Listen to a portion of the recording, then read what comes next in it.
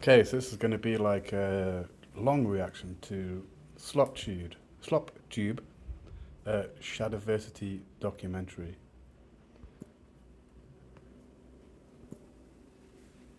Laser focused.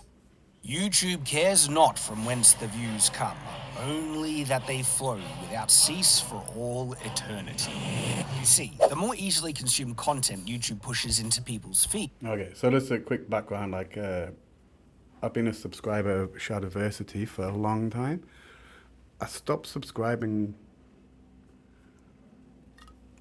I don't know, maybe like a year and a bit ago. Not sure why.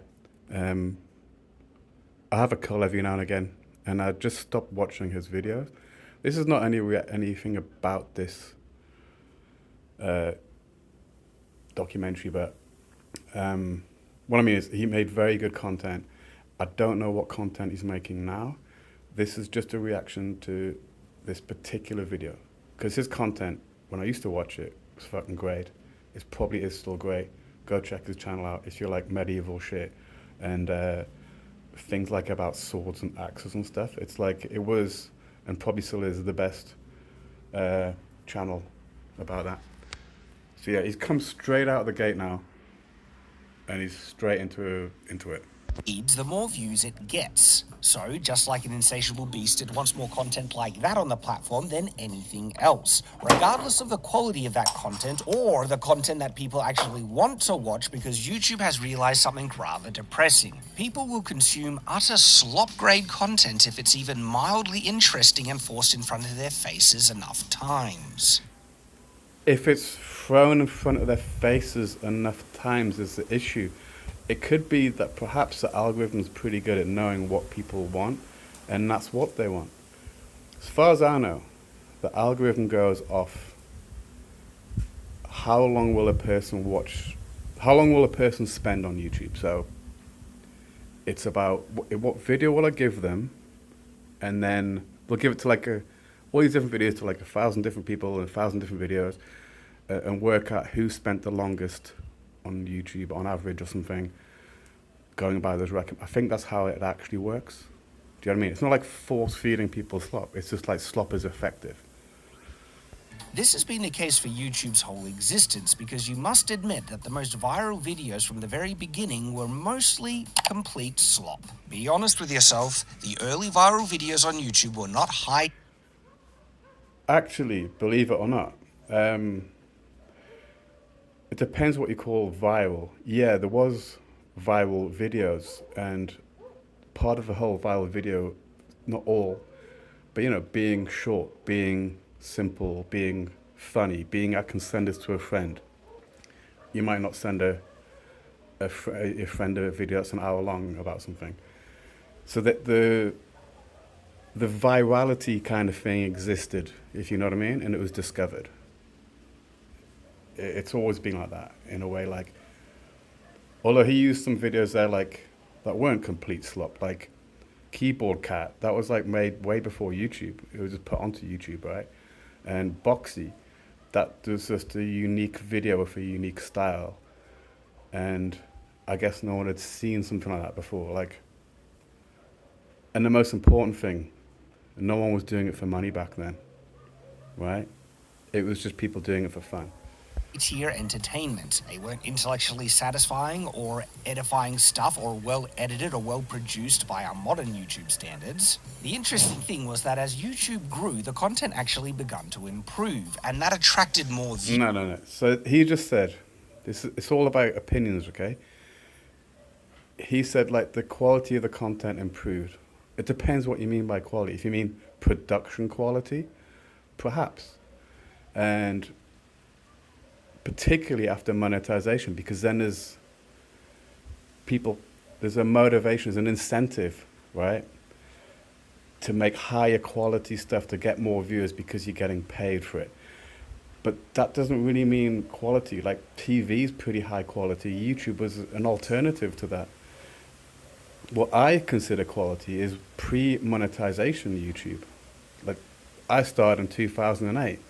You'd make a video of whatever you were doing, or whatever you could talk about something, or whatever, and YouTube is a simple, free, unique, free video hosting website where you could put a video up and someone might watch it.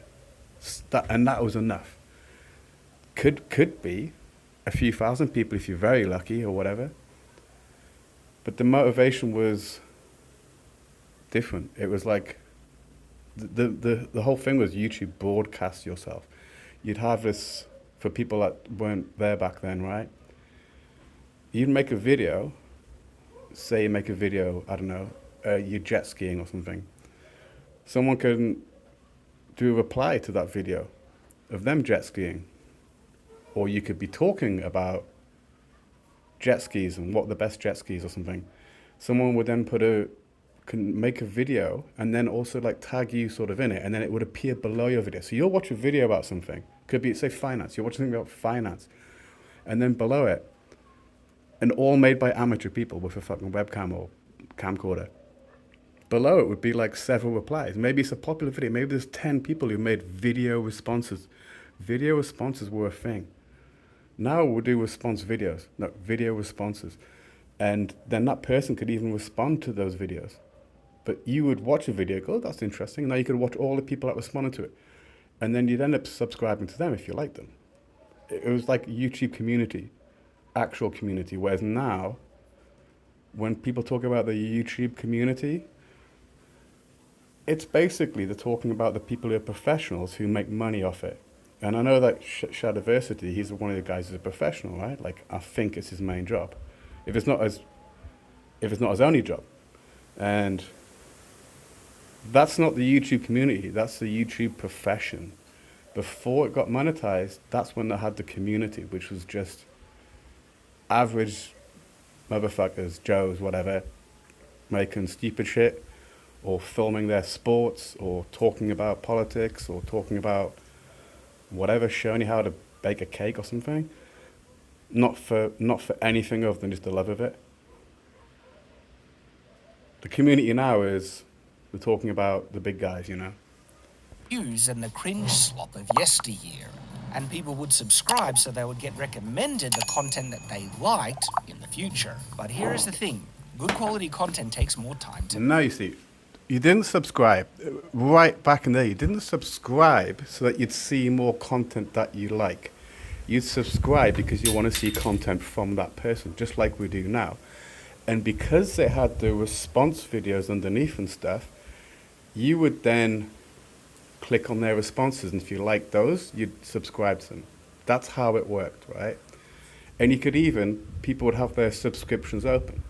So I used to be like really into like silver and shit, right? So I watched a silver guy and he'd be talking about another silver guy, and then I could go and check him out. Or I could check out what he subscribed to. And he subscribed to all these channels. Okay, well, he knows a lot about silver, so, and he's watching this guy, so I'll watch that guy. It was organic, you know what I mean? And vice versa, like, I think you could see, maybe you still can, people who subscribe to him. And with slower content production means not as much content being fed to the beast. This might have been fine if not for the rise of another indifferent... Like I said it before, I'm just going to quickly say it now. So we just saw some AI slop there, right? This is AI slop now. This video is full of AI slop. It's full of, it's robo-edited. It's full of these automated AI stuff as far as I'm concerned. I think the program that edits does it by itself. It pulls up stock clips of reactions and stuff. That in itself is slop, which is a strange choice for a video about slop. Unless it's supposed to be making a point, cleverly. I don't think it is though. I think this would have been better made with this guy. Like, he's really good at like, what do you call it? Like the background and stuff, you know? He could be sitting next to like what looks like a medieval river, right? Dressed in his cool fucking shit with like a massive sword or whatever. Not some AI slop of a, whatever this shit kind of shit is. Just him sitting next to like a babbling brook, speaking to the camera in the sunlight. This would have been perfect, I think. A perfect tone perfect subtext, right, to this video, reminding people what real life content looks like. Instead, and I'm not shitting on him because he's a great YouTuber. I respect him, right? But he's made a mistake by using slop robo editing type AI shit or whatever to make a response, a documentary about slop.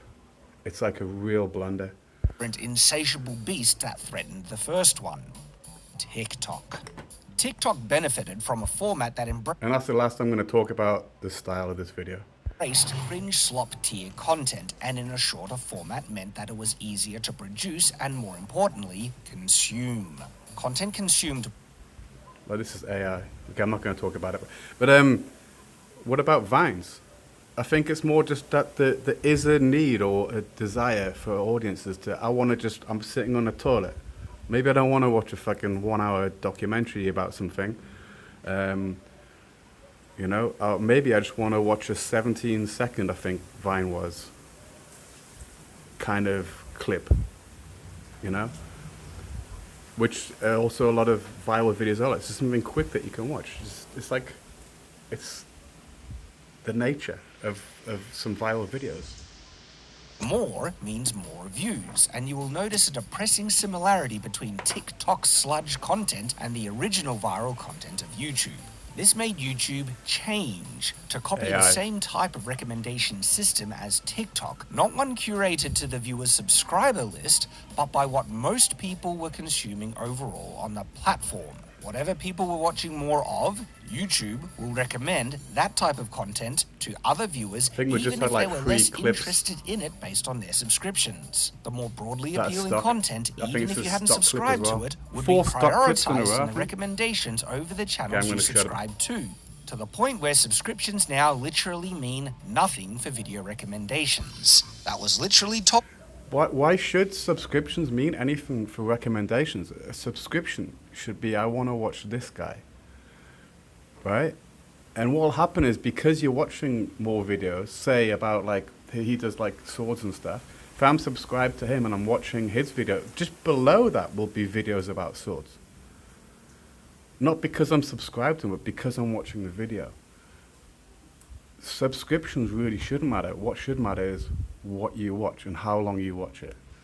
Told to me by people at YouTube, as well as this. Subscribers don't matter in 2023, consumption matters.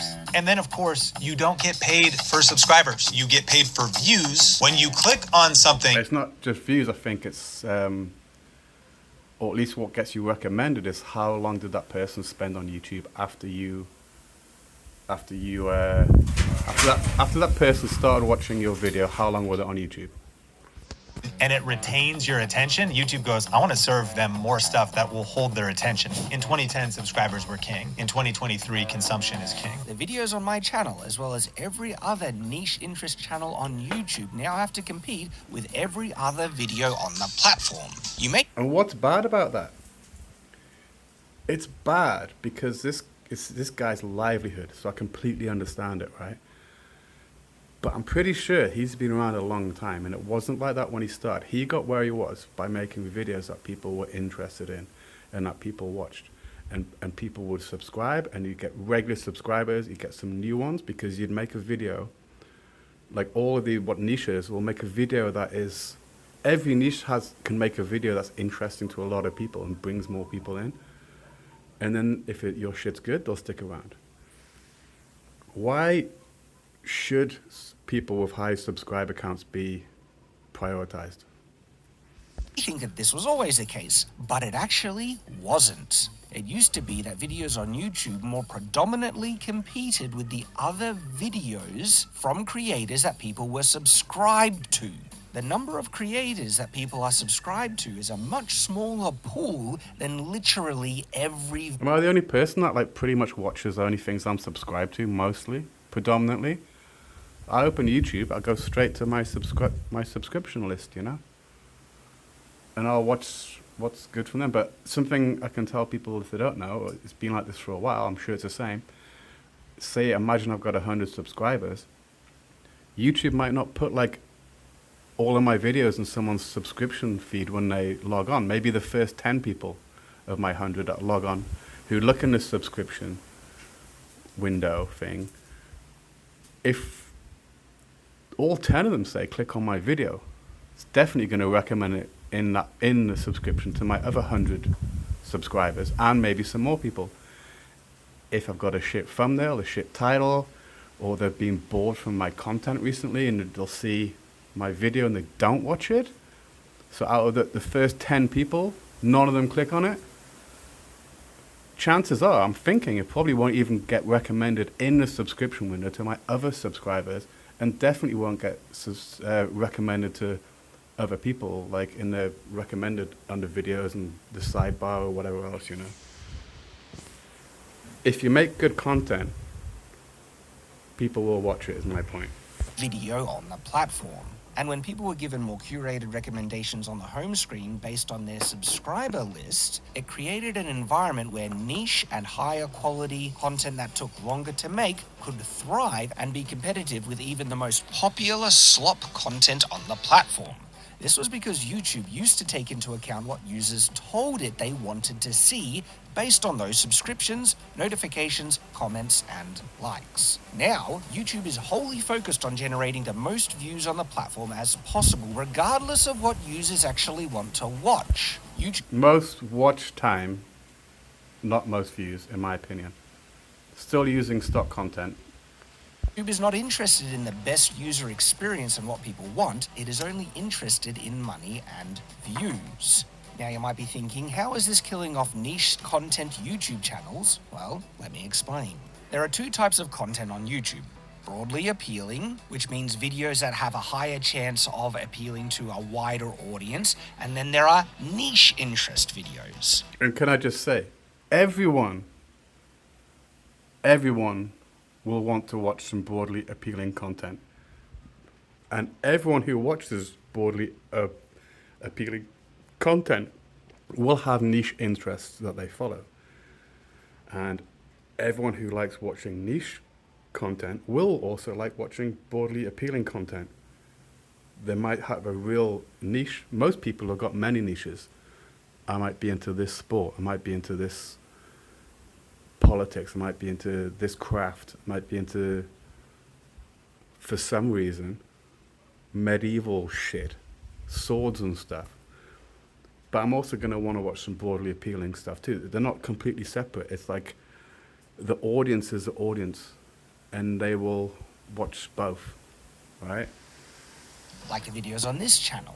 Videos that will never be more appealing to a huge audience, but to the smaller group of people who are interested. But like I said before, like any niche YouTube that's got big, it's not a niche if you've got like a million subscribers. It's a niche, but it's a niche where you're making videos good enough that also appeal to a wider audience, right? You could have a hardcore niche channel just about swords or something, which is high quality and brilliant for people that are super into it.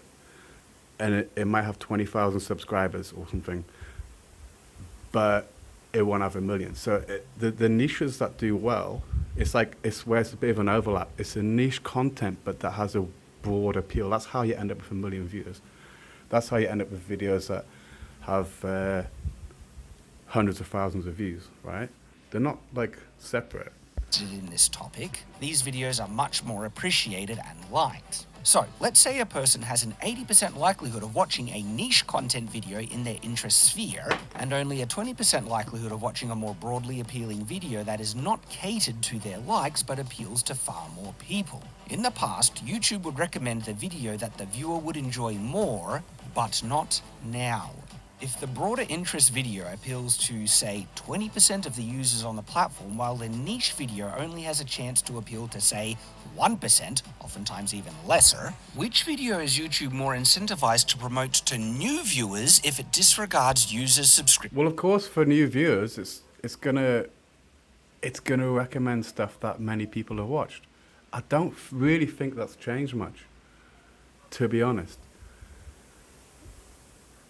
Honestly, I don't think it's changed much. The only main change that happened was monetization, where before then, I'm watching a video about swords, and then below that will be other people reacting to that video, and it's like this kind of community that can kind of, you know, you end up finding other channels that way.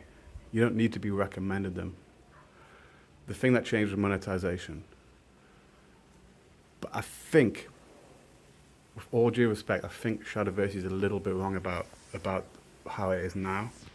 Preferences. Of course, it's the one that has higher chances of more people watching it, and therefore the recommendations given to the more broader appealing video will generate more views overall. Not in the micro to viewers more interested in the niche content, but in the macro across the whole platform. As a result, longer form, higher effort, niche interest videos are far less likely to be recommended to new viewers, with the algorithm disregarding users' I think if you have a niche channel and you make a video in your niche channel, and a lot of your people watch it. I've followed YouTubers going up and down, and I still do. The real thing is when people are getting more views than their subscribers. That's because the videos are so good that their subscribers are watching them till the end and staying on YouTube for a while. And then that's when YouTube will share it outside of the niche, I think. I think what a lot of it comes down to, yeah, shit might have changed. I think what's changed is audience habits, but also the quality, just generally, of high quality channels has gone down. And it's because they're going for the money, right? It used to be they're doing it for the passion, the money comes second, and then they end up getting big, and then you end up with expenses and expectations, and it might become more about, well, how many videos can I do, rather than just about the quality of what's being made. What I'm saying is, it's not all the algorithm. It's that everyone makes less effort, I think, now. Not everybody. Most people make less effort. And also most people get into YouTube for a different reason. They get into YouTube to make money. When there was no monetization, it was just, wow, this is the only place I can put a video. There was more passion back then, you know? That's definitely a huge part of it. He's probably right about what a lot of what he's saying he's probably right about so far. But he's missing out something really important, which is the motivation of the creators. Would you have as much... He doesn't like reaction videos, I don't think, right? But people like, say, Philion used to spend a lot of time in the niche bodybuilding stuff, right? Putting videos into his... making videos about a particular subject, spending loads of fucking time editing it and stuff. And then he realizes, well, hang on, I can just make a reaction video and I can get just as many views, and it won't take me like a month of fucking editing and researching. Do you know what I mean? I can just sit in front of the fucking webcam. He's probably on Twitch or whatever, or he's on Kick or whatever. Just react, get the live stream donations, get whatever, 500,000 views on YouTube. And it's like literally real time. Like if the video was an hour long, maybe, or 30 minutes long, maybe you just spent 30 minutes making it, as opposed to hours, fucking countless hours of editing and shit. That's another thing that's changed. Live streaming has hugely affected the slop content, I think. subscriber preferences, it will never think longer form niche videos will be viewed more than the broader appealing slop that people are more likely to be clickbaited into watching. And as a result, your viewing experience will be far more inferior because YouTube is incentivized in not showing you the videos that you like the most, only those videos that have higher potential to reach the most people possible. This is what I call the TikTokification of the algorithm. No, I think perhaps that the YouTube algorithm is pretty smart and it knows the audience better than the audience knows themselves. So it actually gives the audience what they want. And how the algorithm measures what they want is, will they keep watching it? And will they watch the next video? It is now laser focused on clickbaity, easily consumed slop content. Even though to a specific viewer, they can be less likely to watch it, they will watch it when given no better options. Could this be changed by most people using their subscription tab instead of their home screen? Yes, but most people don't do this because they are subscribed to so many channels that once upon a time, the home...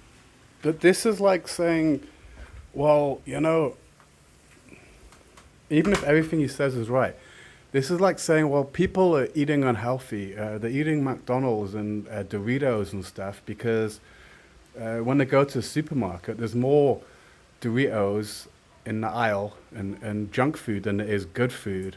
And it's easier to just go to drive-through McDonald's than it is to go to a good restaurant. So it's not fair that I've got a restaurant with really good food and it's healthy. Or like I make some healthy food and people don't buy it. I don't know, it's the supermarket's problem or it's the city's problem or something. It's not. It's the fact is people want fucking McDonald's. People want Doritos, right? People want slop content.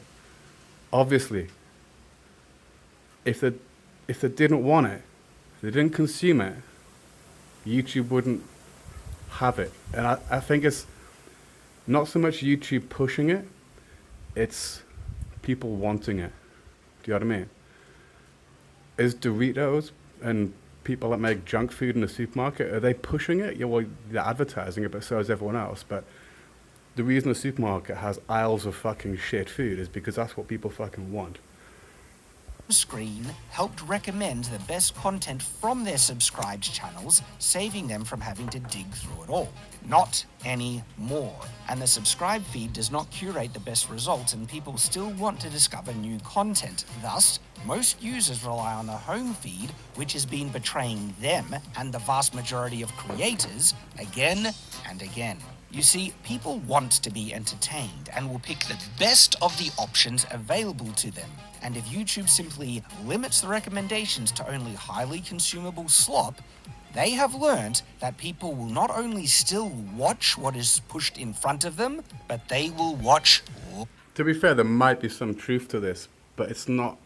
This isn't the only reason, right? Loads of it. 395 million views. What? That's How? an insane amount of views. I mean, that can only happen if YouTube is pushing that thing to nuclear levels. That's the result of the algorithm. People probably don't understand how much view... Yes, it's an algorithm, but people blame the algorithm for everything, right? Maybe the algorithm's giving kind of people what they want. I'm guessing all these are shorts that he's talking about here, and that's some content that can generate a lot of views, and people like it, they share it, they click it, they'll watch it. Like, I don't know how it works with a short, because like it's like, I don't know what, let's say it's like 20 seconds, right? But sometimes you want to watch it again. Maybe you'll watch it 4 times. Does that count as an individual view? It might do. Viewership is not determined by quality or the amount that people actually want to watch it, but how much YouTube is willing to promote and push a video, how many impressions it gives. Do you remember the fidget spinner phase? Oh yeah, that was big for That about was wild. Something in the algorithm triggered the algorithm to push fidget spinner videos. They flooded the platform for a period there because of, I don't know, some weird feedback loop or something like that, that if you just started making fidget spinner content, it would get crazy views. Fidget spinners. Yeah, this is possible. I remember like the hot knife as a, you know, in the annals of the downfall of YouTube, there's like a red hot knife cuts through something. I don't know, it could be like a teddy bear or something. And then there's just like loads of videos and they get like 1 million views or something. And then people copy it and it's like a fad or whatever. But okay, like everybody's watching it as well. It's not just the algorithm, like some evil algorithm that's like, the only thing that the algorithm definitely does that is evil is it pushes classic like news networks. Say something happens, like, I don't know, imagine the fucking moon explodes or something, right?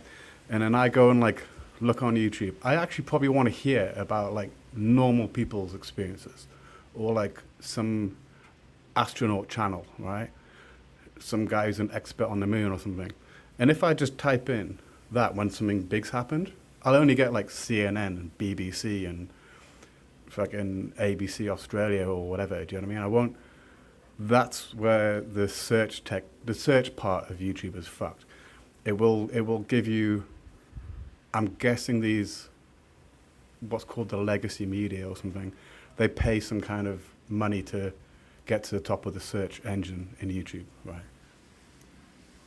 Is a perfect example of the algorithm deciding that a content is going to be popular and pushing it and artificially making it got crazy views when the videos still sucked. React videos, shorts, low-effort social and political commentary, and now low-effort AI slop can be produced at a much higher rate, and all of that content is far easier to consume, get processed, churn out more views than many other types of content. So YouTube pushes this content above all else, because YouTube cares not from whence the views come, only that they flow without cease for all eternity. Let me be clear. And why should it care? Why should it care about the quality? It should really just care about how much people are watching. And then, okay, then it becomes a level playing field. It always kind of was. You want people to watch your stuff? Make good stuff. That's how it is. If you make good stuff, people will watch it. If you regularly, consistently make good stuff. The problem now is the AI, which I've made videos on. I'm just going to put this in quickly now. Let's just say I'm smoking meth, right? I could probably make 20 videos, right? In a day, every day. An AI, one person with an AI could probably make 10,000, 20,000 videos a day. That's a real problem. This is not the problem, really, what this whole SLOPTUBE thing is about, this documentary. The real problem is the AI. That's what's diluting the water, you know what I mean? I have no problem with React videos, shorts, social and political commentary, and AI videos. I make them myself, so long as they're good. And if those videos... Hang on, did I just fucking hear that? Hang on, let me just go back. It's hard to go back when you've downloaded the video. A much higher rate, and all of that content is far easier to consume, get processed, churn out more views than many other types of content. So YouTube pushes this content above all else, because YouTube cares not from whence the views come, only that they flow without cease for all eternity. Let me be clear, I have no problem with React videos, shorts, social and political commentary, and AI videos. I make them myself, so long... No problem with AI videos. I make them myself. Okay. Not throwing any shade on Shadiversity. AI videos are slop. Like, he might like the ones that he makes, cool. I don't make them because you watch my videos about AI. AI content is the problem on YouTube, and this is a documentary about slop on YouTube, and he's saying, I've got no problem with AI videos, I make them myself, there's no problem with the good quality. You know what I mean? I will remain respectful for the rest of the video on just the body of work this guy has done, but he's making AI fucking videos and then talking about slop. It's like, come on, man. Jesus. As they're good, and if those videos were a true representation of what people want to watch based on what they're subscribed to. But most of them are not. You once could filter out the good content based on what you subscribe to. We used to have this remarkable tool. I think it was a great tool, actually, where you were able to curate the type of content you wanted to be recommended. How did we used to do that, LitPep? Like a subscriber thing? Like if Wow! I like this channel, so I'm going to subscribe to it? I You don't mean we think could the actually once subscriber- upon a time subscribe to it? I don't think the subscriber thing really was that much about would recommend you the shit. I think what would happen is I was into Silversea, or let's say later, I'm into jet skis, right? It's even post monetization. I'm subscribed to some jet ski channels, right? That means I'm watching jet ski content.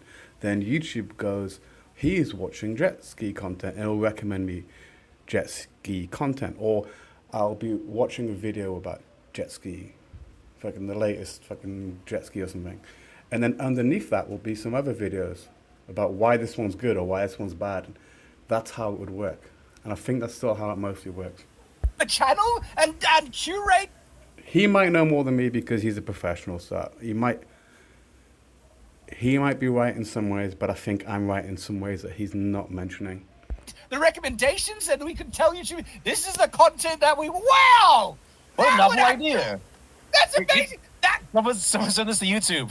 someone should invent that, LitDev! Holy crap! Because guess what? I've been wondering what... And I think a lot of the niche content anyway, this is as an aside, it's dropped off because people generally are not making videos as good as they did 5 or 6 years ago because it's easier to make videos now. You don't need as much passion. I would say just pick any channel from like 8 years ago, right? Most of them, the vast majority that are still around are making lazy content now, and it's mostly because of them.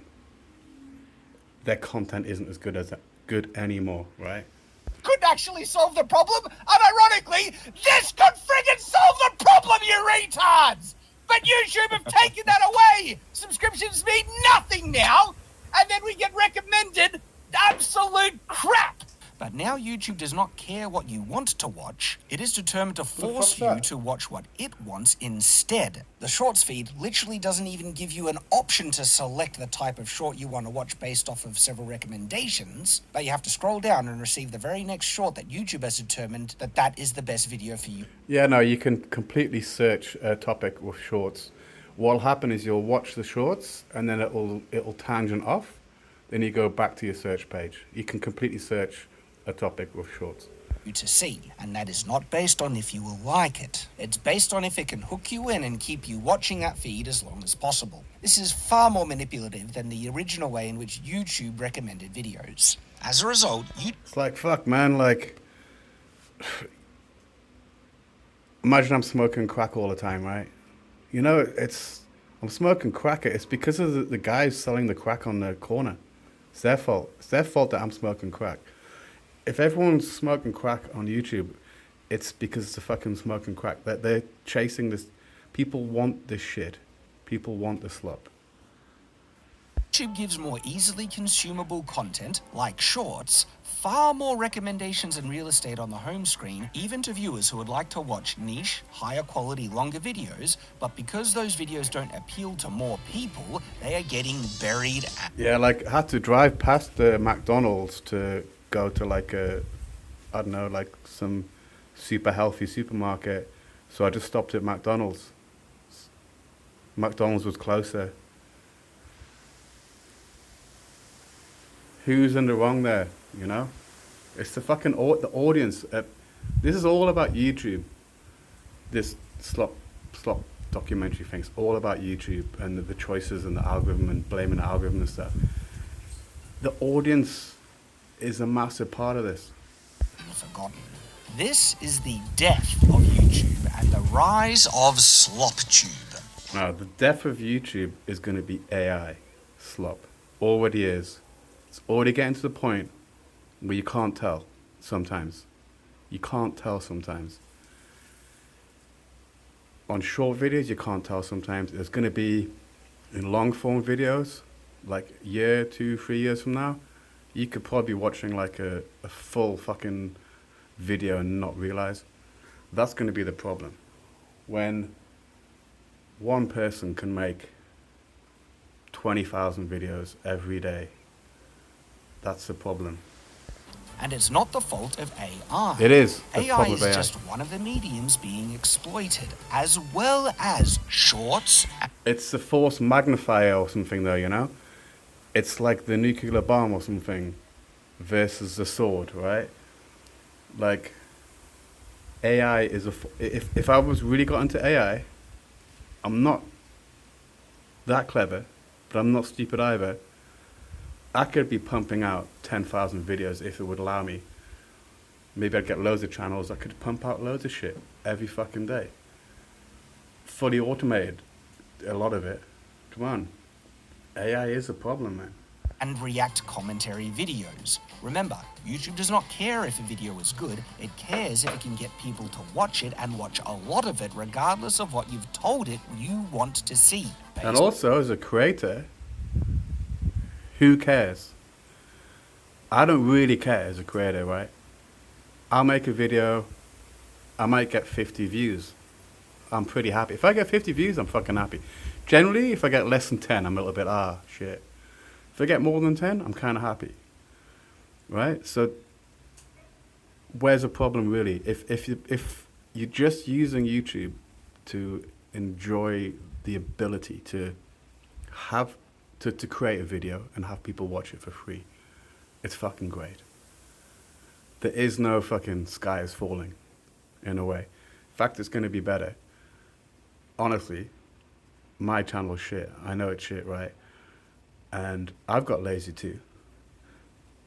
But when it comes to the point where 99% of fucking YouTube's AI, I will actually, sorry, I'm burping. I will actually get more views, I think. I think I might, a video that used to get 50 might get 100, because people will go, hang on, this guy's not AI. Holy shit, you know? This whole documentary so far, and I have watched most of it before, it's from the perspective of someone whose job is YouTube. And I don't throw any shad on Shadiversity for this. It's like, I get it. It's his, like, career. Probably fucking got to pay his house off on the money he's getting. He's probably got editing staff and a cameraman and I don't know how these kind of the quality kind of shit he used to put out. It's probably got a lot of production costs, you know. That's people you got to look after. So yeah, for him, from his perspective, what might be happening is terrible, the sloppening. But perhaps it's for the shit people like me that don't fucking give a fuck about monetization or something, or really how many views we get. Perhaps it's democratizing it a little bit, you know. You'll end up with the absolute superstars, you know, the guys with fucking, I don't know, the Moist Criticals, the Asmongols or something, and then everyone in the middle is going to be kind of fucked, and then it'll be the people in the bottom who never cared about making money anyway, who will actually probably benefit from this slopification, I think. But really, the big thing is I think people will just get sick of YouTube. So YouTube will have to change. It will have to change. And I think what it will have to change is it will have to have an AI filter. I've been suggesting an AI filter for like a while. I think it's going to come to the point where YouTube's got no choice. It's going to have to let people opt out a little bit, or I want less AI content, because the AI content is exponentially like arrows blacking out the sun of just AI content. That can't last. The slopification, you know, there'll be the big YouTubers, there'll be the big guys, there'll be the superstars. The middle guys, maybe the guys with like 1 million subs, or they get like, I don't know, they get like 100,000 views. Maybe it's not going to be viable for them anymore financially, unfortunately. But does that really bother the viewer base so much? Does it really bother the broadcast yourself, people like me? Not, probably not too much, you know. On your subscriptions. It will shovel what it wants in front of your face, which is low quality slop because it's easier and quicker to both consume and make, perpetuating the never-ending churn of the content production mill, which generates far more views and therefore more ad revenue. Now, because YouTube has discovered that most people watch slop that they're only mildly interested in if given no better options and generate even more views this way, it will continue pushing the platform in this direction, especially because there are 2 additional very big incentives for YouTube to do this. By reducing views from established creators, funneling them to lower quality unmonetized content or less monetized content like shorts, YouTube gets a larger cut of revenue because it still places ads on unmonetized channels and videos.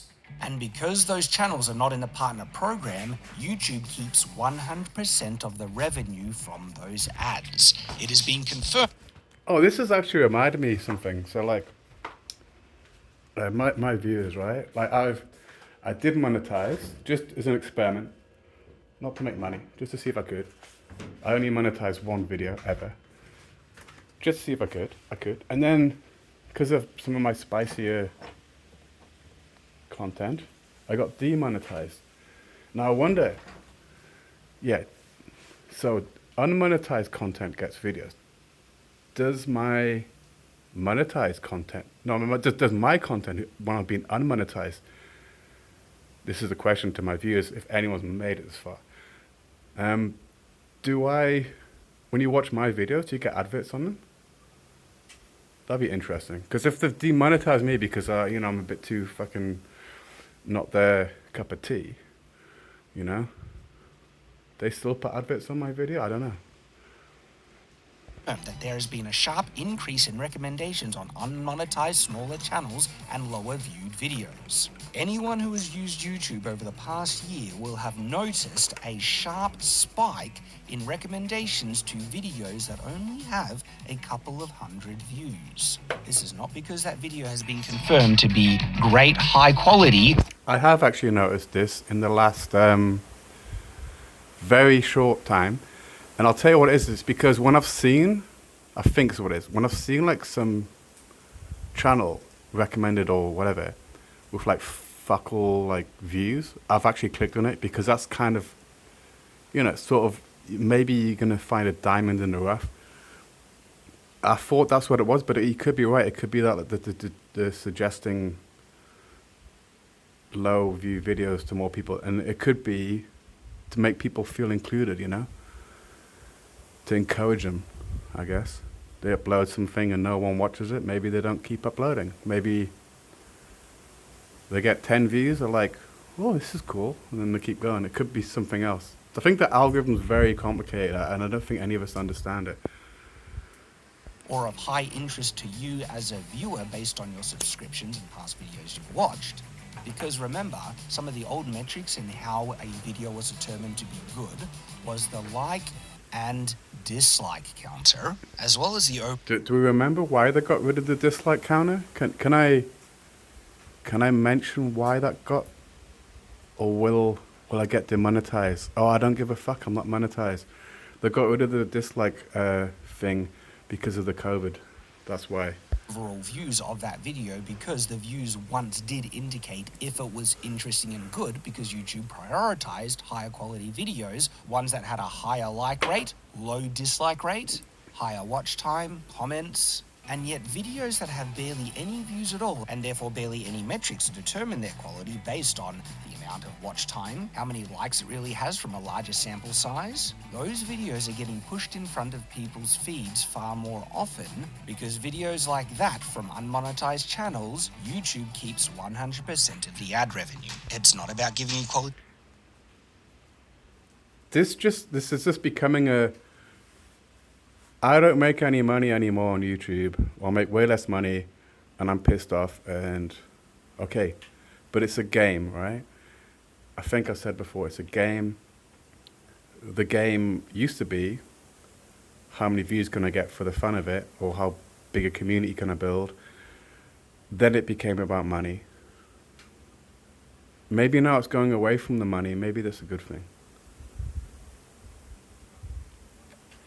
Videos that you're more likely interested in. It's about pushing videos onto your feed that will ultimately generate YouTube more views and more money. I have to admit, This is basically all about, like, my funnel of viewers has gone down. As a viewer, an actual viewer, if I want to watch something about any niche thing, I can search for it and I can find it, right? Yes, I might get recommended less stuff, but I can search for it. Apart from, as I said before, like a recent event, I might be difficult. But if I want to find, say I want to just do something crazy, I want to find out how to make cucumber sandwiches or something, or how to grow cucumbers, I can search it and I can find normal people who will give me their wisdom for free, right? It's more, this whole thing is from a perspective of someone that relies on it. Was relying on YouTube as an income, and I don't doubt he knows more than me. It's changed, and now he's getting less new arrivals to his channel. Partly, I think that could be perhaps the quality, or because I unsubscribed, right? It could partly be the quality of the content, perhaps. But that aside, this is kind of a whole complaining. This isn't about YouTube shit because it's slop. This is, I'm a professional YouTuber and now I'm making less money because it's slop, right? It's a big difference. I even clicked on a video that's only had a couple of hundred views that has been recommended on my home screen nearly 6 times after multiple refreshes just to find out why it's pushing it onto my feed so much, only to discover the video was garbage and I had no interest in it at all. All those recommendations could have been given to a video that had proved it. And I'll find the same with what I think a lot of the big YouTubers are push a lot, right? I could blame the algorithm or whatever, I don't know. But the big guys, you know, the million view videos or something, and I'll watch them in the fucking slop.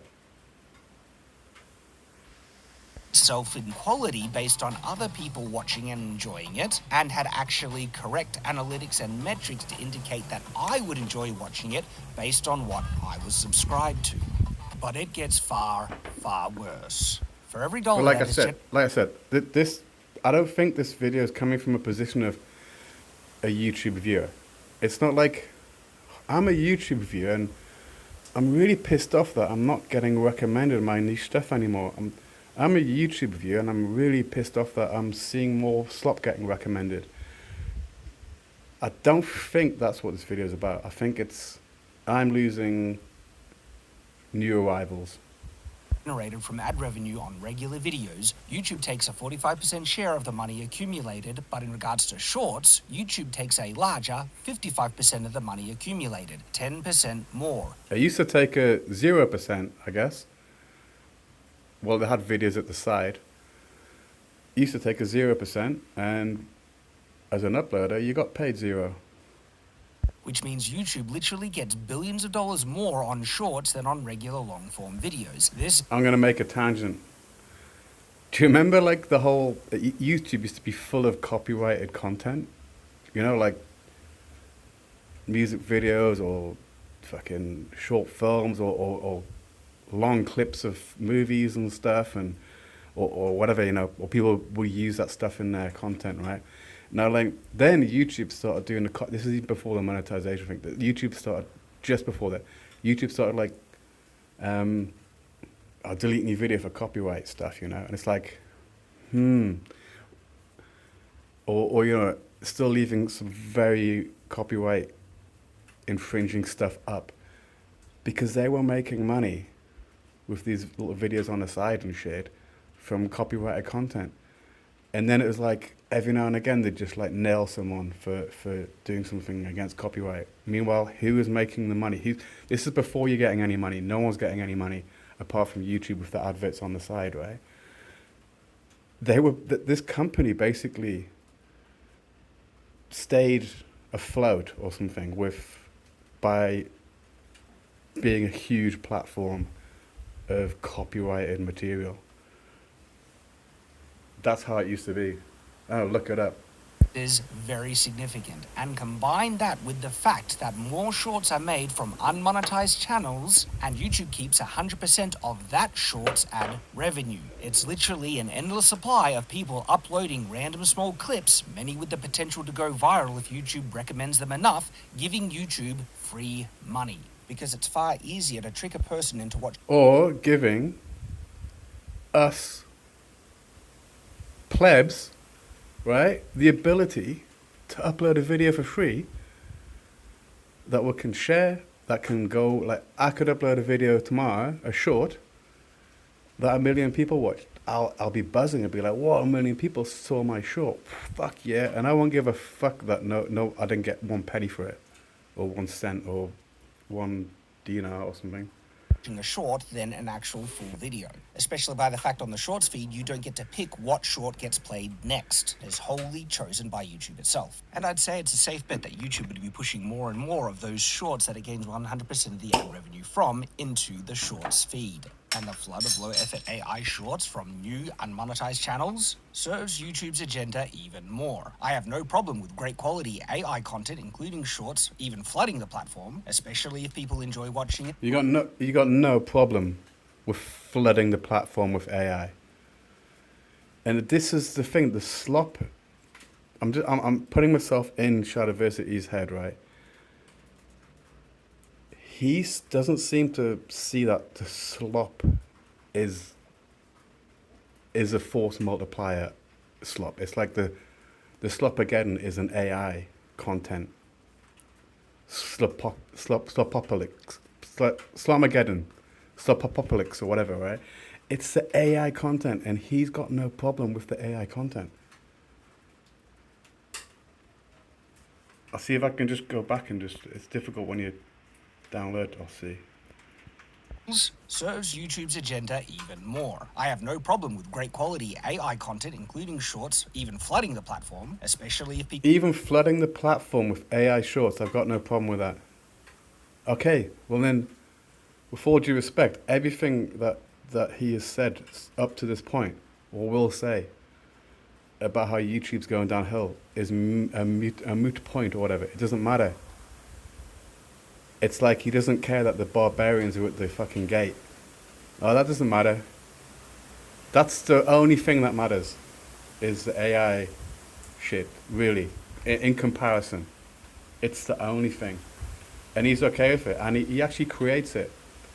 He creates quality AI, I'm sure. Okay, like we all do, right? Well, I don't. But I'm sure a lot of YouTubers create quality AI content that they think is quality.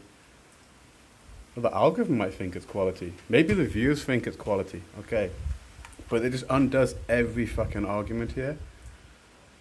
Because my position is I'm like a full-on YouTube needs an AI filter. I would, you know, premium, right? I'll be on YouTube 2008. I'll never fucking pay for premium unless if premium says, with premium you can have an option to opt out of all AI content, and I'm talking. I'd want a filter where I can just go, no AI videos at all, no AI editing, because the algorithm will know if it's AI edited, no AI script, no AI imagery, no AI fucking anything, nothing, no AI narration. That's the only time I'd pay for YouTube Premium, if they let me opt out. And you know, I would hope, and no offense, that this video's got a lot of AI shit in it. I want a filter where I don't have to see this kind of video. I mean, him talking, that's cool. Like, that's his opinions and shit. I'd like to hear that. I'd like to hear it though with him sitting outside in the sun, just talking to the camera. I don't want all of this AI shit. I'm a bit AI phobic. I'm ahead of the game. Many of you, if you've ever watched it this far, you will be AI phobic soon too. Trust me. People enjoy watching him and subscribe to it to get more of that content, but it is YouTube enabling and encouraging this flood of low-effort slop, drowning out the better content that you would have been far more likely to watch if given the choice. So with this understood, it should come as no surprise that YouTube is making more money in the US from shorts content than from long-form videos, with YouTube You know, maybe there's some way we can go around it. Like have a hashtag no AI in the title of a video.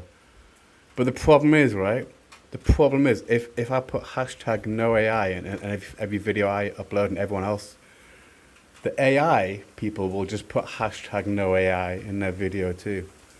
So yeah, I was trying to think outside the box, but no, we're trapped. We are trapped in the box, man. Advertising revenue increasing by 15% for Q3 of 2025, all at the expense of the viewing experience and the content you actually want to find, discover, and watch. And now consider this. With YouTube making far more money from shorts than from long-form videos, which type of content is YouTube more incentivized to get people to watch? Of course, it is... Well, you know when it didn't give anyone any money at all? They incentivized people to make quality content that they were passionate about. There was hardly any YouTube drama the way there is now. There was hardly any slop the way there is now.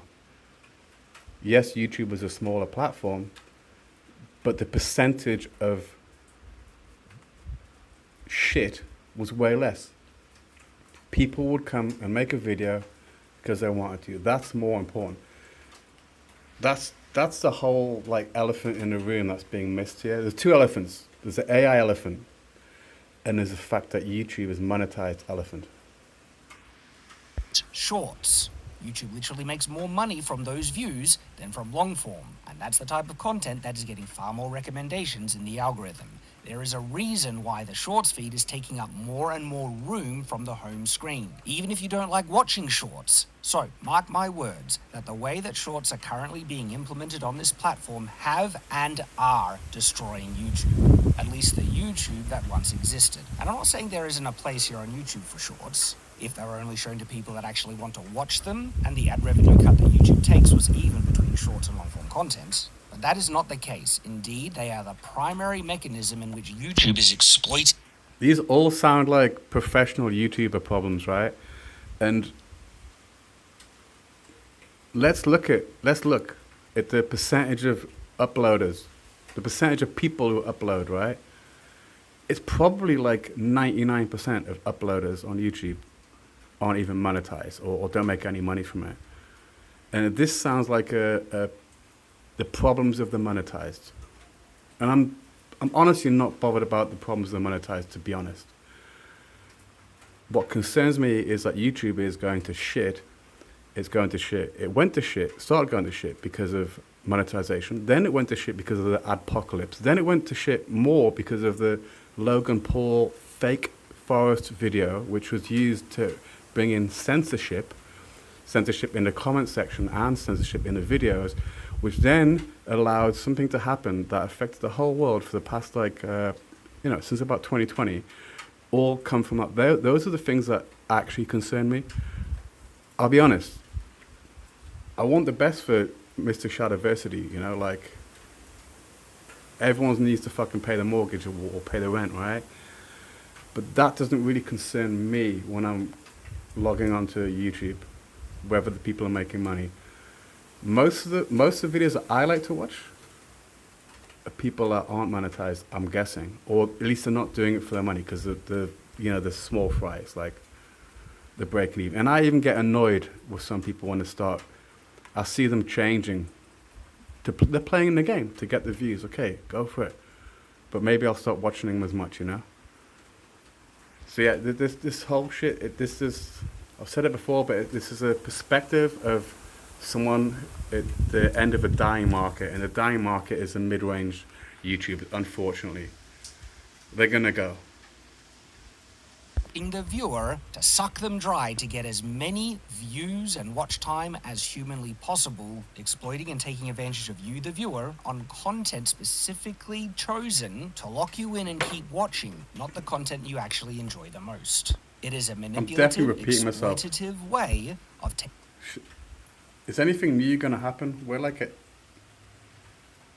about halfway through, but I don't think anything new is gonna happen. Taking advantage of your precious time and attention. The second huge incentive that YouTube has to keep pushing itself in this direction is that it knows it doesn't need to... I'll be honest, right? If I was still subscribed to this guy, just using that AI that you just used a second ago, I'd unsubscribe because I'm a hard anti-AI content guy.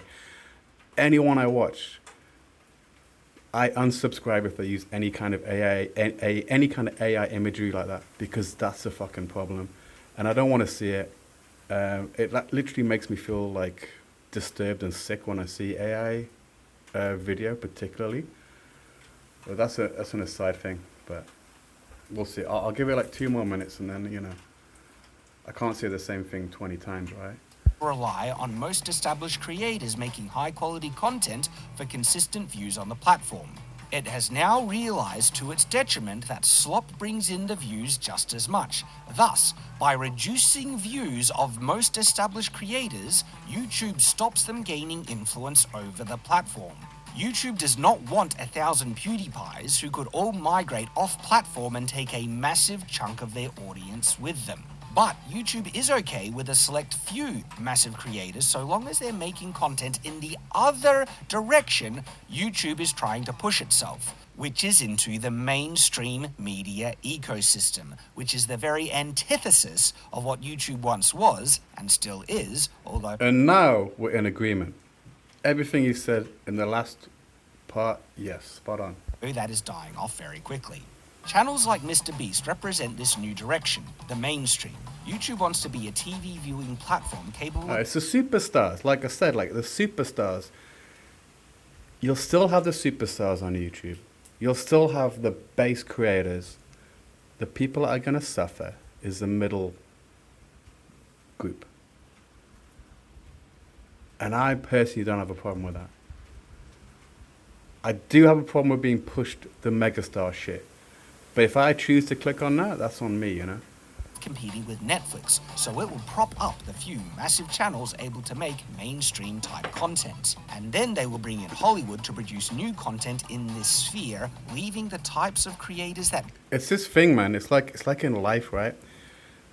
Okay, what you end up with like services in our lives end up becoming authorities. This is what happens, right? A service becomes an authority. Another thing that happens is people who have an opportunity, benefit from an opportunity. For instance, someone creates a fucking free video hosting platform and they get the benefits from it, and then it becomes monetized, and then they're getting the benefits and the opportunity to do this as a job. What happens is that, and this isn't against this guy, this is against everything, right, on YouTube. This opportunity, right, this benefit, it becomes like an entitlement. It's like I'm entitled to be a full-time YouTuber. I'm entitled to do this as my job. No, it worked out. It was an opportunity in a while when it worked, and it's great. You took the opportunity. Fantastic. Maybe the landscape's changed now, you know? And then people get angry because this, rather than thinking, well, the opportunity was there, I took it, and now it's gone. It's like this hanging on to it. It's an entitlement. I should get paid. I should get more views. Maybe I shouldn't have to compete with the slop. The slop's there. You got to compete with it if you want to play the game anymore. That's the game's changed, man. You know. Slop doesn't bother me. It bothers me as a viewer, sort of a little bit, but as a creator, I don't give a shit. And I can opt out the slop. Hopefully, I can opt out the AI slop. If I can't, I will also be off YouTube. Built it in the lurch. All of this, of course, will lead to the complete death of YouTube because YouTube doesn't need to be TikTok. We already have TikTok. YouTube doesn't need to be Netflix. We already have Netflix. It will turn itself into inferior versions of those other platforms and utterly destroy itself because YouTube needed to remain as YouTube. And another thing which I'd like to just say, that this video is saying YouTube will be shit or something. This YouTube will have a downfall. YouTube will just be shit and full of slop. this is something I fundamentally disagree on. I think it already is shit. YouTube is already completely shit. YouTube is already completely slop. YouTube is completely over-censored. It's not what it used to be. The viewer experience is terrible. Unless you're going to go premium, the amount of ads is insane. It's terrible. Like, the only thing at the moment I can download. So I can download 360p, then watch a video. That's what I'll do. Most of the videos I watch, if they're over like 10 minutes or 8 minutes, fuck it. I download them. Then I don't have to watch the videos. But I can only watch them 360p, right? They're going to get rid of that. They're trying two things: to push everybody into premium, and also to monetize the plebs, the pleb views, right? People like me, with as many adverts as possible. It works both ways, but what's going to happen eventually, if they're successful and they get everybody onto YouTube Premium, they'll start putting ads on. You know what I mean? Onto YouTube Premium too. YouTube Premium was like, okay, imagine I pay whatever fuck it is, like, for YouTube Premium, right? And I watch some podcasts, and then the podcast is however long or whatever, or some videos however long, and I've got like 3 minutes talking about a VPN. You know what I mean? So I'm fucking paying to watch something without adverts, and I'm getting an advert anyway. That's another thing, yeah. The adverts are more fucked. But obviously the adverts is really with the bigger YouTubers. You know? If you're getting like 5,000 views, you're probably not going to do a VPN ad. Well, I'm not going to watch you if you do anyway. Not Corpo SlopTube. People will eventually abandon the platform en masse if it betrays the very thing that attracted people to it in the first place. YouTube was supposed to be about you, what you wanted to see, not what a corrupt corporate... No, it was about broadcast yourself. It was an opportunity, and there was no other thing then, really, where someone with like no technical know-how or something can literally... I can't remember the editing software. It's like the free one that you got with like fucking any laptop, right? The Microsoft one or something. And you could just edit a video. You could fucking upload it for free. That's what it was really about. Broadcast yourself. Not I'll watch what I want to watch or something. Let's go back. I might be putting words into his mouth, but... With Netflix, so it will prop up the few massive channels able to make mainstream type content. And then they will bring in Hollywood to produce new content in this sphere, leaving the types of creators that built it in the lurch. All of this, of course, will lead to the complete... No, the people that built YouTube was the people that were doing it for the love of it, not the people doing it for the money of it. Death of YouTube, because YouTube doesn't need to be TikTok. We already have TikTok. YouTube doesn't need to be Netflix. We already have Netflix. It will turn itself into inferior versions of those other platforms and utterly destroy itself because YouTube needed to remain as YouTube, not Corpo SlopTube. People will eventually abandon the platform en masse if it betrays the very thing that attracted people to it in the first place. YouTube was supposed to be about you, what you wanted to see, not what a corrupt corporation forced in front of your face in the pursuit. Yeah, and I definitely don't want to see robo-edited slop like this, sorry. What he's saying, I respect. It's a man speaking his mind, I love it. I hate the editing in this video. This is everything that's wrong with YouTube, slop content-wise. Of the ever-blessed dollar. But here's the thing, I have no problem with a company wanting to make more money, but YouTube has forgotten that the best way to achieve that is make a great product and good user experience and give the people what they want, not what YouTube thinks will generate more money. It needs to pursue revenue by giving the consumer what they want, and increased profits will come naturally. Pursuing revenue for the sole reason... I'm sorry, but like, with all respect to like Shadiversity, right?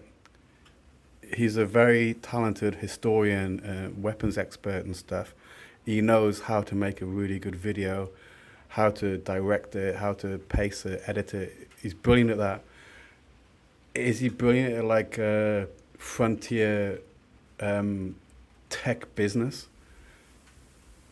and he's sort of saying how YouTube should go about their business to make money or something. And you can say, in my opinion, that's why the whole thing IMO is invented, in my opinion, It's like, this is what YouTube needs to do. I might say the same thing too, right? But this is a critique video, I'm critiquing someone else. You can critique me in the comments. But like, to say that a giant like Google, which is YouTube, what they should do, they might know a little bit more about how to survive in this ever-changing, fucking crazy world of technology that we're in. Only making more revenue will more often lead to very dissatisfied customers who feel cheated, having received an inferior experience for the time YouTube was asking from them. YouTube will end up trying to suck the consumer dry like a vampire if this is its mentality, which it is. And it's, like I said, the whole thing's very complex, Where I am, okay, I would get, so I pay my weekly payment for my gigabytes of internet, right? But then I'll get options. I can choose an extra free 15 gigabytes of YouTube or something. Do you know what I mean? So it's all it's not like the internet used to be, where you can go where you want and stuff. It's like you're gonna buy your plan if you're on a tablet or mobile or whatever. And it's like, well, if I click this thing, this payment thing, I'll get 15 gigabytes of internet and 15 gigabytes of YouTube. So then I'm going to be on YouTube. Do you know what I mean? It's controlled. The inflow is controlled. So the other alternatives might not be on that. I think you can click on TikTok maybe because it's a big company, but what I mean, it's become the top companies. The internet isn't an even open playing field. You got a choice. Do you want to click on the button that gives you Facebook 15 gigabytes or YouTube 15 gigabytes? It's not going to give you 15 gigabytes of Rumble or 15 gigabytes of BitChute or something. I don't even think you can get Twitter. Maybe you can. In other countries you might be able to, but what I mean, YouTube is powerful. It's almost a monopoly. It's almost a monopoly, right?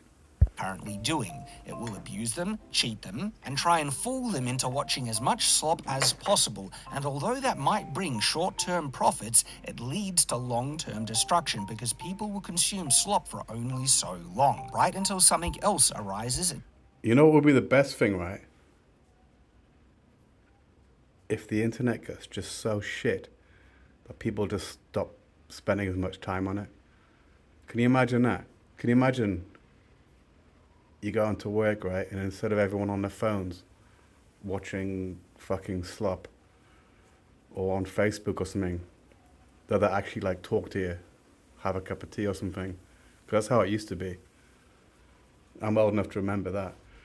It gives them what they were really looking for in the first place. How are you feeling at the moment there, Wikipedia? This is not an anti-capitalist video. This is an anti-monopoly video because we do not have a free market and competitive alternatives, which is giving YouTube free rein to abuse its viewers and creators. YouTube is getting worse and worse, and as soon as we are given a proper alternative, we are the beast that the slop is being fed to. All of us. If everyone stopped watching the slop tomorrow, it would stop getting recommended tomorrow. Come on. There will be a mass exodus from this platform. Unfortunately, the current alternatives simply aren't there yet, including Rumble.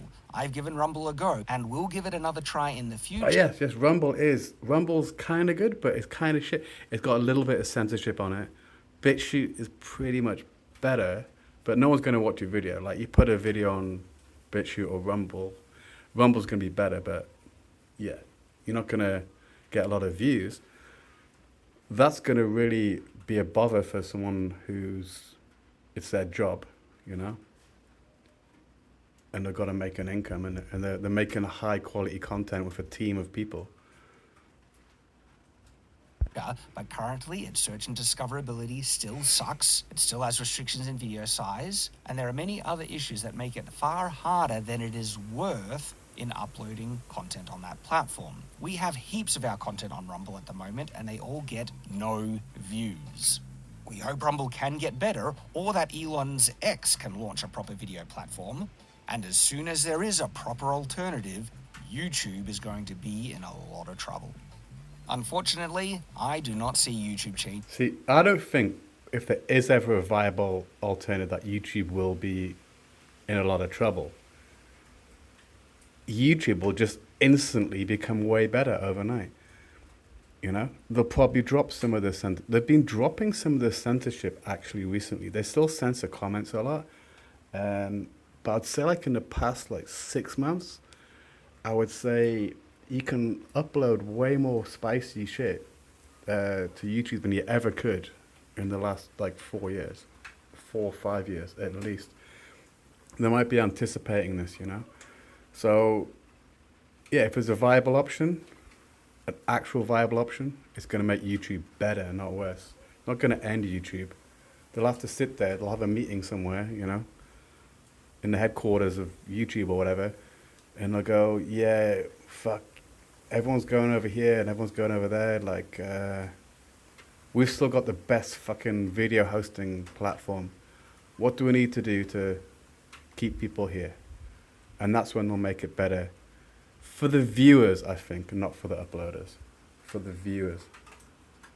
Course. Most of the terrible changes it has made in the last 10 years that have negatively impacted its creators and user experience, things that the community have been vocally against, have never been rolled back. It doesn't care about the vast majority of its creators. To YouTube, most are not needed, and once it brings in mainstream content and automated slop production chains that it can produce itself and keep all the revenue, it will see most of us as more of a liability and resource drain than a benefit. This is why YouTube wants to push most of its creators away, and that is exactly what it has been doing over the last 2 years.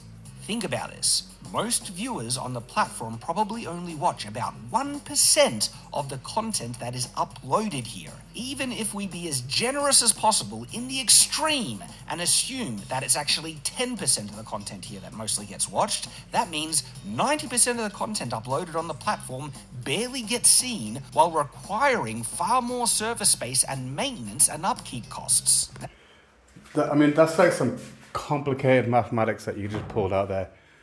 I would literally have to go back, sit down, and try to understand exactly what you said there, because I think that could be a kind of implicit bias sort of shit there. But okay, carry on. That is insane. At best, 90% of the content on this platform is a waste of space that bleeds YouTube money. And out of the smaller portion of content that is regularly viewed, YouTube is incentivized in making that even smaller by squeezing out the niche content and focusing far more on more easily consumed, broadly appealing slop. If YouTube could get the same amount of views without needing to host 90... Do you know what? It's a bit of a tangent, but like, you know, like clickbait titles, right? And every YouTuber's used them, especially the mid to good-sized channels have used clickbait. They've played this game of the clickbait, right? And it's like, now it's coming around, you know? You played this game and now the game's playing you. % of the content it currently does, it would make that change in a heartbeat.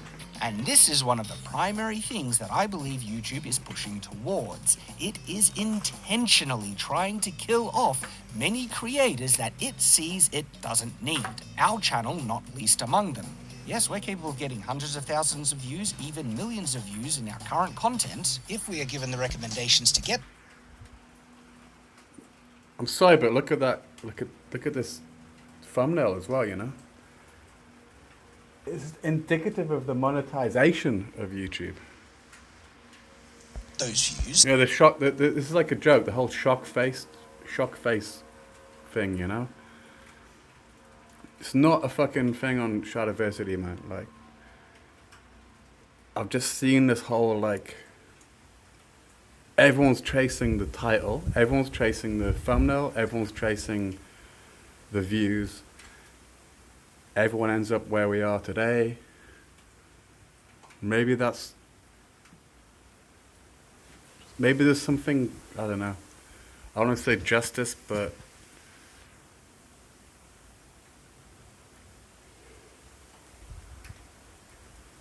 do you know what I mean? Like, if you're using thumbnails like this or something, and what's the titles?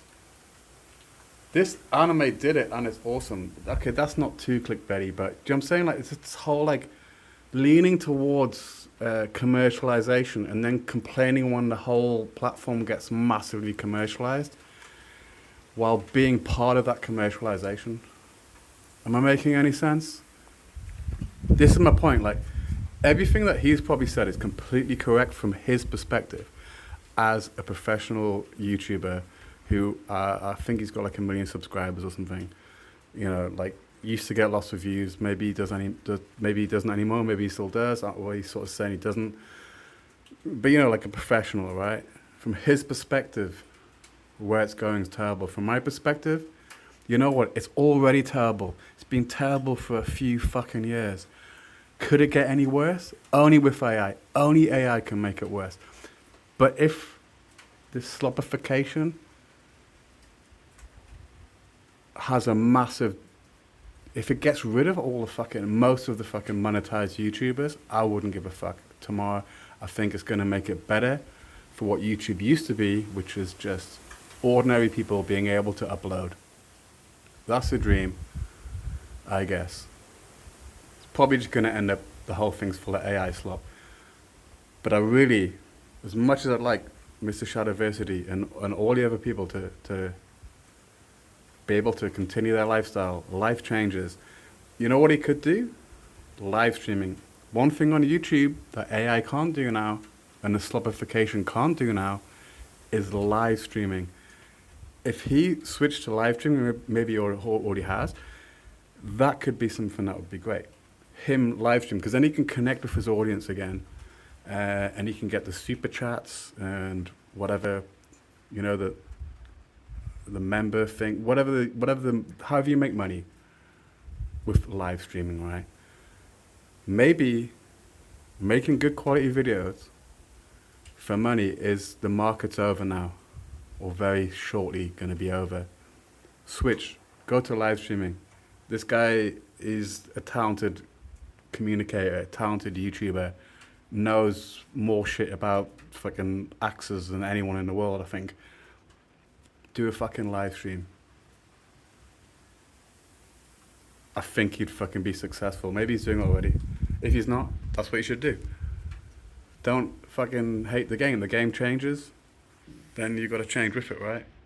But that is a shadow in comparison to the hundreds of millions of views YouTube can get other more broadly appealing content if it feeds all the recommendations it can to those videos. In YouTube's mind, it doesn't need me, or most creators like me, if we can be so easily replaced with slop content that it can control more and gain more of the... Or just think, hang on, for the last 7 years or whatever it was, 10 years, I've been lucky enough to be able to like live this dream of being a YouTube creator where I make I make videos about fucking medieval shit.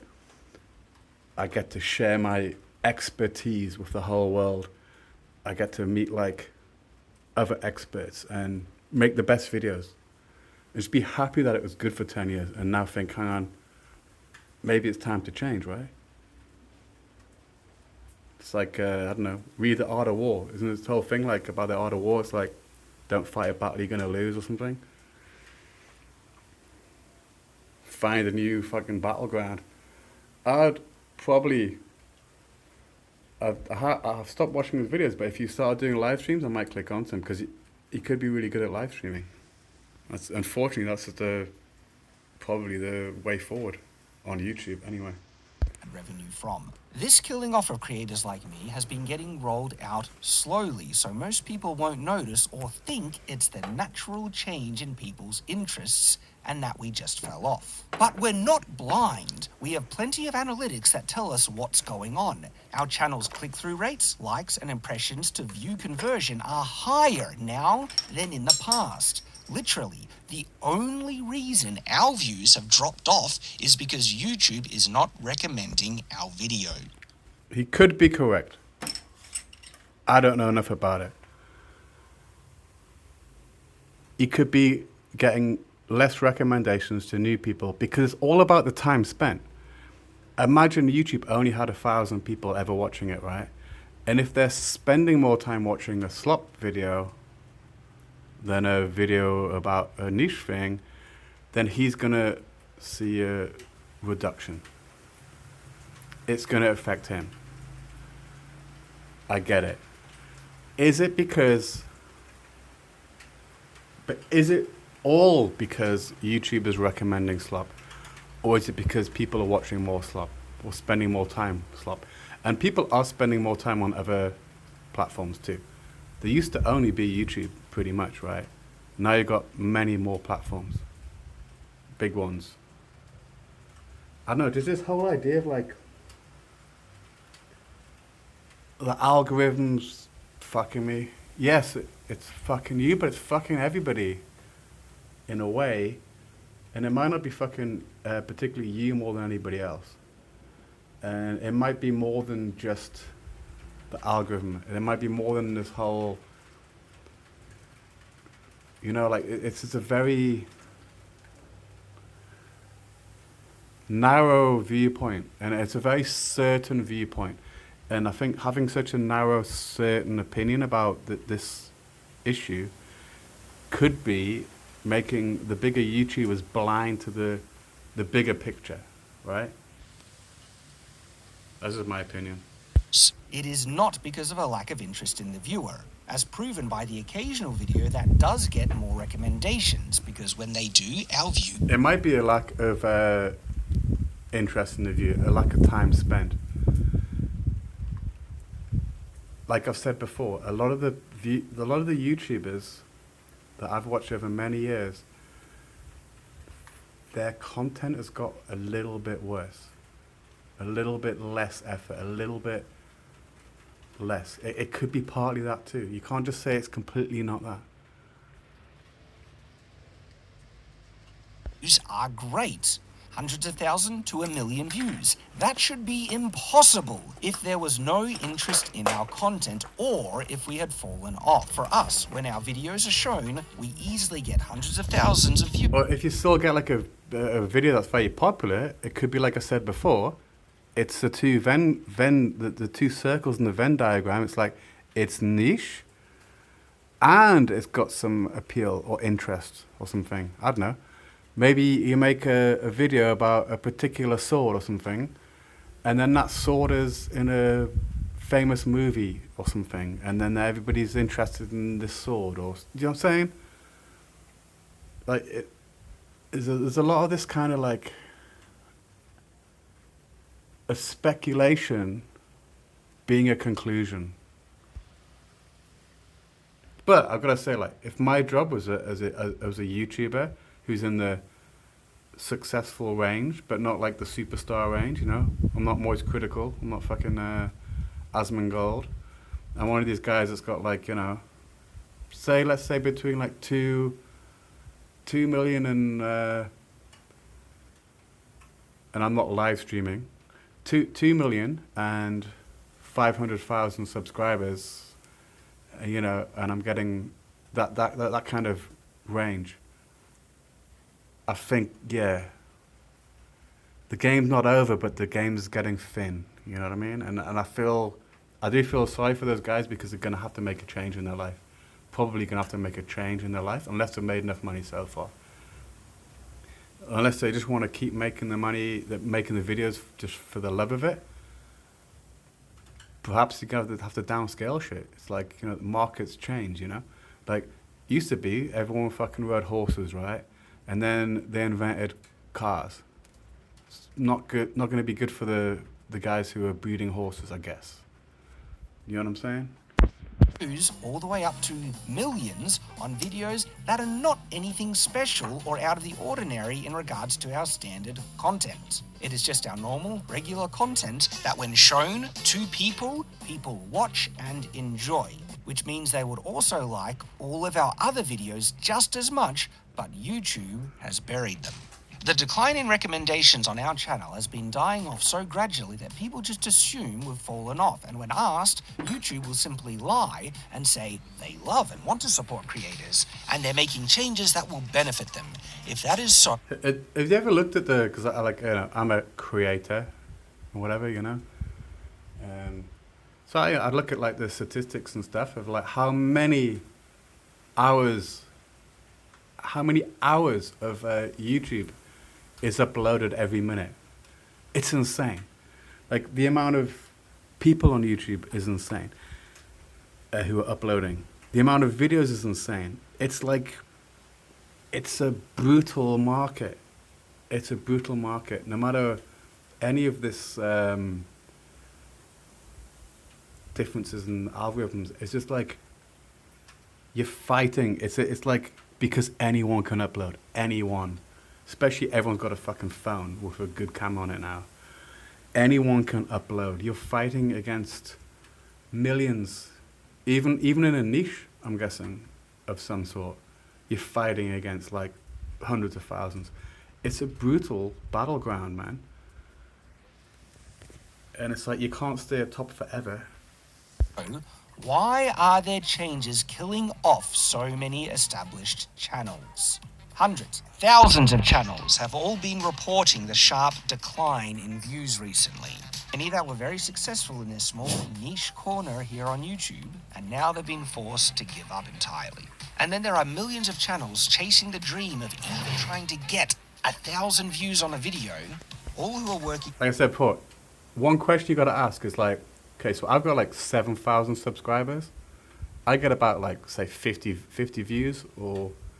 You know, if I make a good video, I can get like 1,000 or something. That's because my content's shit. And I'm fully aware of that. Channels that make good content, who are on the up, and I follow some of them, they might have 2,000 subscribers, but they're getting like over 2,000 views. And it's not because of the algorithm, it's because they're fucking making something that people want. They're making something good. It's like, yes, the algorithm can fuck you. Yes. But also it's like, maybe people don't want to watch what someone's making anymore, or they've done it to the death, or they're not, you know, it's like the creativity thing, you know? Like, it's very hard to keep creating good, new, fresh stuff forever. That's a big thing that's not being mentioned here.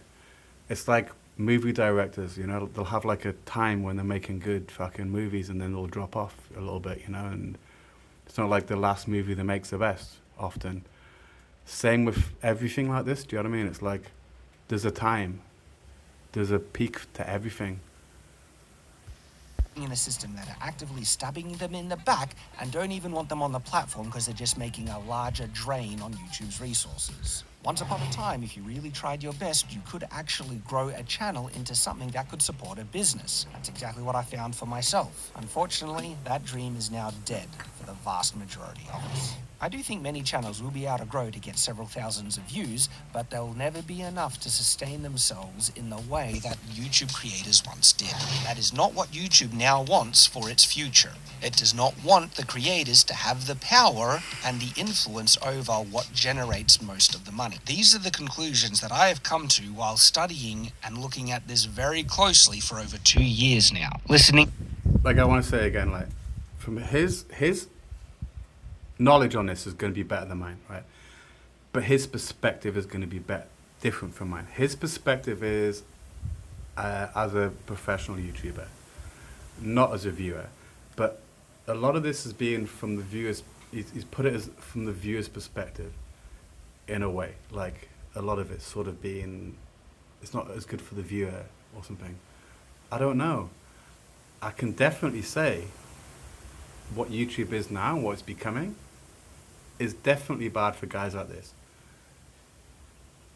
And you can look at it two ways. You can say that's terrible, or you can say, how good has it been that this guy and other guys and everyone else has had this like window of opportunity to like quit the job, live the dream, making like videos about what they love, and making some money from it and having like millions of people watch it. Do you know what I mean? It was a brilliant time for people like this. And the people that, many YouTubers, it was something that didn't even exist fucking as a job like 12 years ago, really. Can he be so sad that maybe that job's going away? Or just be happy that it was fucking brilliant while it lasted? And like this guy can be proud that he fucking nailed it, you know? I don't know how much money he made, but I'm guessing, I'm hoping anyway, that he made like enough money to, you know, he didn't put all of it back into the videos. He got himself a house or something and he's fucking sorted. And he can continue, like, you know, he doesn't have to go back to fucking a job, hopefully. He can like do his speciality. Maybe he can go to a job that is his speciality. It's very, very niche though, as we've said before, niche. To other struggling creators, direct statements from representatives who work for YouTube itself, and observing the trends. And in my opinion, this exposes a very serious rot at the heart of YouTube, one that YouTube would not want people to hear. There is a chance that this video could hit a viral trend, but there is just as high a chance that YouTube will try and bury this so people won't see it and they won't get exposed. So don't worry, sir. This is my second video, not exposing, sorry, promoting your video. So, you know, I'm doing my bit to help you out. Please, if you're in a position to do so, share this video. Like and comment will also help. Feel free to react to it in a transformative way and help expose YouTube for how... Okay, so I have reacted to it. I hope it was in a transformative way. I might have been bitching a little bit. I do apologize for that. I don't think no one's gonna fucking make it this far anyway, so I'm speaking into the void, that's fine. But like, anyone who's listening to this, or Mr. Shadiversity or whatever, using slop robo editing, slop style editing, AI slop, fucking stock footage slop, when you're making a video about the slopitude, was a just unforced error of beyond fucking belief. It's a blunder. You blundered your queen, you know? It is abusing its viewers and killing off the creators and videos that people had subscribed to in the hopes that they would see that content and have the opportunity to watch more of it. So in my opinion, the future of YouTube is grim, unless something drastic changes, but that's not to say YouTube will die. What it once was is truly dead, but YouTube will... What it once was already died about a year after it got monetized. And then it died again after the Logan Paul fake forest thing, when it became completely censored. And then it died again with the lack of the dislike button, and now it's died because of not the slop. It's died because of the AI slop. It's not. Yeah, it's dead. Like I said before, like he said it. He was talking about dying. I said no, it's dead. I think he just admitted it just there. It's dead. It is dead. Let us dance in the graveyard. Here. There is a chance that this video could hit a viral trend, but there is just as high a chance that YouTube will try and bury this so people won't see it. Yeah, I think he fucked himself with the viral trend by using AI and slop editing. If it was just him doing what he does the best, I guess, I'd imagine this perfect video would just be him, like, and I've said it before, I don't give a fuck, in like some proper hardcore medieval shit, like dress, with like some awesome sword or something, in a sort of countryside that looks like it's medieval, and saying all of this. That would have been chef's kiss, you know. That maybe could have gone viral. Maybe this will go viral. I mean, I hope it does for him. But this is a slop fucking edit, man. And they won't get exposed. So please, if you're in a position to do so, share this video. Like and comment will also help. Feel free to react to it in a... Okay, I did like it. I think I liked it. Did I like it? I definitely commented. I think I commented like 3 times. And I made like 2 responses. So that's like kind of sharing, like at least, say like I get like about at least 10 views. So the first video might get 10 views.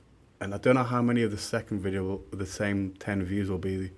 Let's average it out. Maybe it's like 13 or something. So I'll have shared this to at least 13 people. And I hope that helps you. And more than that, I hope it helps YouTube realize that what YouTube really needs to do is install a filter that gets rid of AI slop.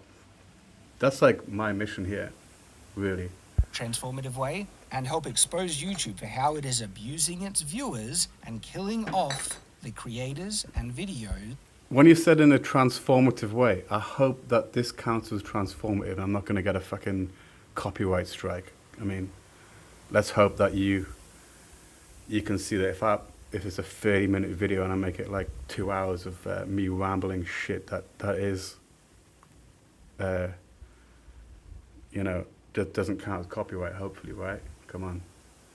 That people had subscribed to in the hopes that they would see that content and have the opportunity to watch more of it. So in my opinion, the future of YouTube is grim, unless something drastic changes, but that's not to say YouTube will die. What it once was is truly dead. But YouTube will continue in this new corrupted state to host more content than you could ever consume, and those viewers who remain will simply pick the best out of the slop that is recommended to them, not realizing that there was once personally curated content based on what they told YouTube they liked, and that those... This kind of reminds me about when there was no monetization and I would be watching content of people in the little communities. When it got monetized, it all went to shit.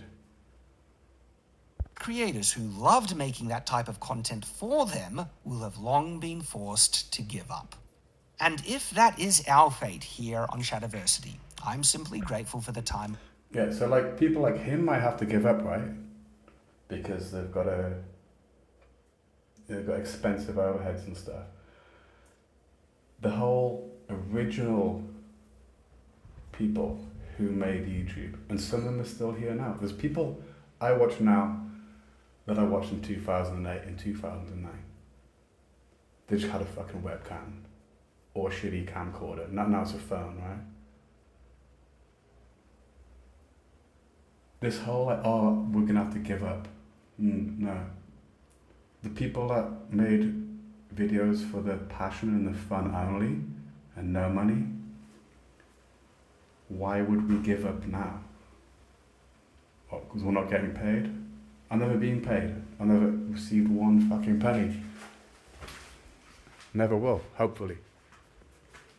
So yeah, it's like, this is just saying it's from the perspective of like, yeah, we're gonna, you know, people are gonna have to give up making videos.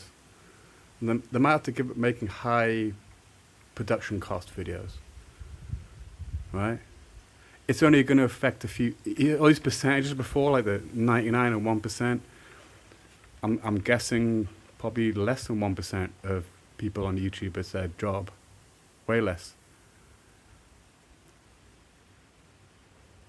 There'll be a lot of people that are trying to make it their job.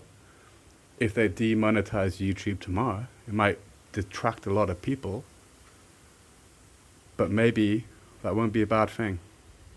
Not for the viewers, not for people like me who are just the shitty fucking plebs. We're the peasants, you know.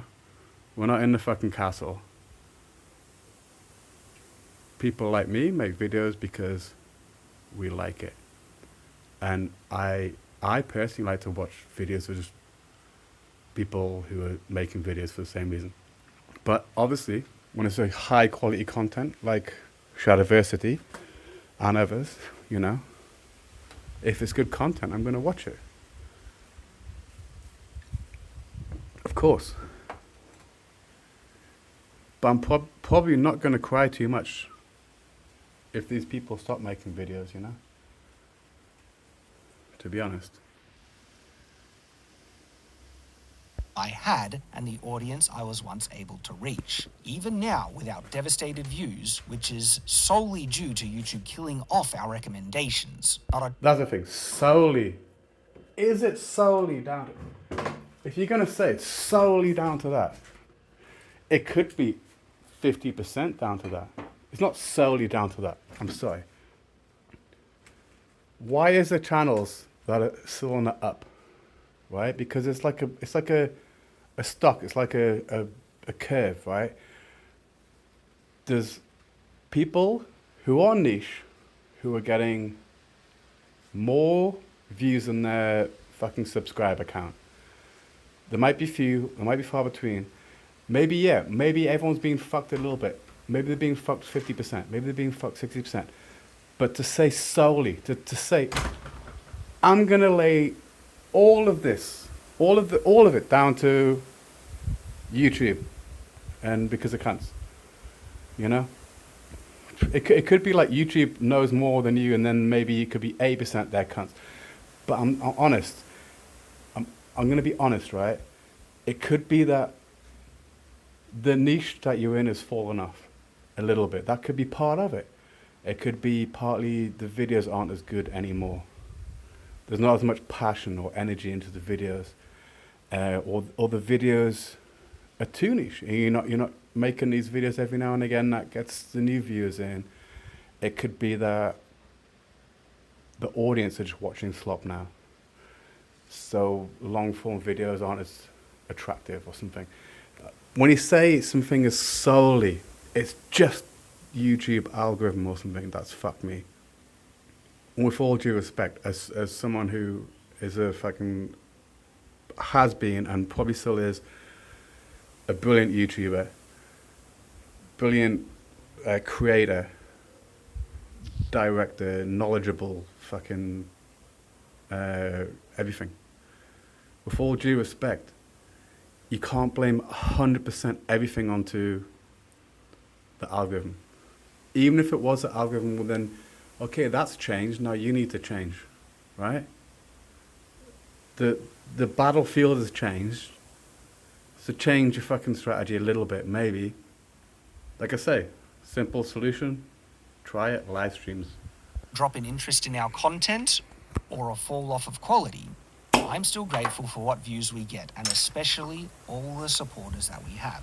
Don't get me wrong, even though YouTube is trying to kill our channel and we get a fraction of the recommendations we once did, I know many people would die for what we have. Indeed, we currently have far more supporters than many other channels who YouTube is favoring with more recommendations and therefore views. There is still such a huge amount of love for our content. Because, ask yourself this, if our content had fallen off, why do we have far more viewers who have signed up to be paid supporters to a much higher degree in comparison to the amount of recommendations we are currently getting?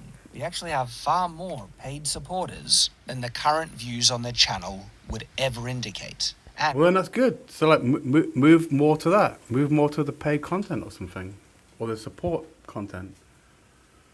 Or like do better merchandise or something. I don't know. It's a terrible thing, like markets changed, you know? And those supporters are still growing because people still love our content.